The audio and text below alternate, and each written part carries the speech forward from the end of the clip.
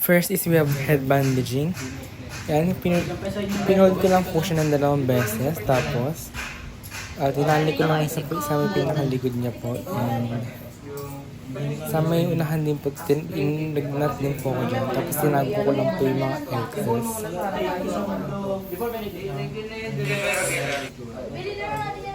So, paano natin?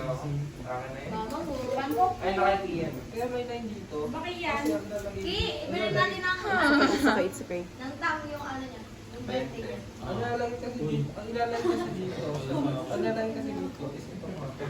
Gagawin sa ang laki Yan. mo lang ako yung Tapos, Next is arm bandaging. Yan, pinold ko lang siya ng 3 times. And, nilagay ko lang po yung tela sa may lim. Tapos, nilagay ko lang sa may balikat niya and pinulup ko lang or nilup ko lang po. And yung sa may parang ano niya, sa may dulong part niya po, tinali ko lang po yung mga excess. Ganun. Kakatulad mo kay yun. Dahil ano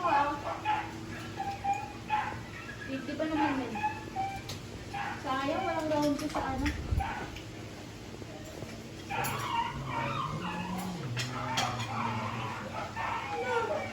Bigyan mo na lang. Bigyan mo na lang sarili mo. Yan. Bigyan mo na lang sarili mo. Beka kayo, naman ko na kasi. Iyalan.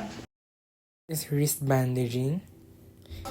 Dito ay kumuha lang ako ng gauze and pinulupot ko lang po in alternating motion po yung ano yung gauze hanggang sa malagyan po lahat ng ano ng part sa may wrist niya po.